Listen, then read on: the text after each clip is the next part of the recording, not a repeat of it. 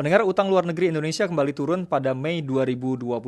Dengan demikian, penurunan sudah terjadi dalam 3 bulan beruntun. Penurunan utang ini perlu mendapatkan apresiasi luas dari masyarakat sebagai wujud komitmen pemerintah menjaga portofolio utang maupun mengurangi ketergantungan terhadap pihak asing. Bank Indonesia atau BI melaporkan bahwa utang luar negeri Indonesia bulan Mei turun 3,8 miliar US dollar dari bulan sebelumnya menjadi 406 miliar US dollar atau sekitar 6.094 triliun rupiah dengan kurs tengah Bank Indonesia pada 14 Juli yaitu sebesar 14.999 rupiah per dolar Amerika Serikat. Dibandingkan dengan bulan Mei di tahun 2021, utang luar negeri tersebut mengalami kontraksi 2,6% year on year. Utang pemerintah tercatat mengalami penurunan 3 bulan beruntun menjadi sebesar 188,2 miliar dolar Amerika Serikat.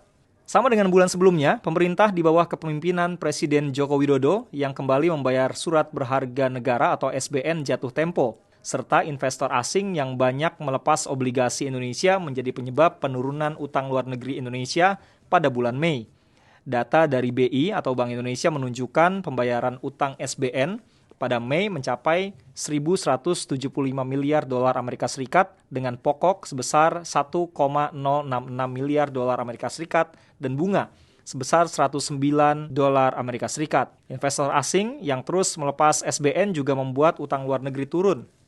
Berdasarkan data dari Direktorat Jenderal Pengelolaan Pembiayaan dan Risiko, Kementerian Keuangan pada akhir Mei, kepemilikan asing di pasar SBN mencapai 795,73 triliun rupiah atau berkurang sebesar 32 triliun rupiah dari akhir April.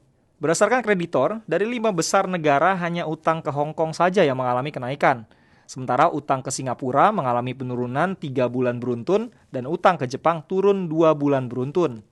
Utang ke Amerika Serikat yang melonjak dan mencetak rekor tertinggi pada April juga mengalami penurunan 34 juta dolar Amerika Serikat menjadi 34,864 miliar dolar Amerika Serikat. Utang ke Cina juga mengalami penurunan 2 bulan beruntun. Pada bulan Mei nilainya sebesar 21,779 miliar atau 326,7 triliun rupiah. Turun sekitar 2,9 triliun rupiah dari sebelumnya. Dari total utang ke Cina, utang pemerintah hanya 1,58 miliar. Sementara utang swasta yaitu sebesar 20,19 miliar dolar Amerika Serikat. Persentase penurunan tersebut tercatat sebesar 0,7% year on year.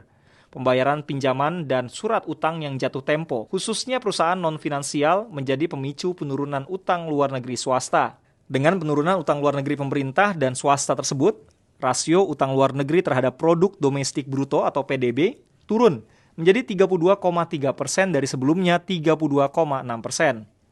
Lancarnya pembayaran utang oleh pemerintah ini rupanya didorong oleh penerimaan negara yang terus membaik. Apalagi ada lonjakan harga komoditas internasional yang muncul layaknya durian runtuh.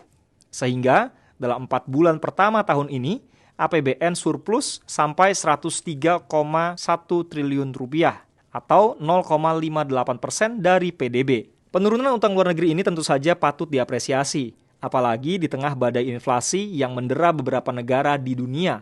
Indonesia justru bisa tetap menunjukkan kekuatannya hingga mampu menurunkan jumlah utang luar negeri baik swasta maupun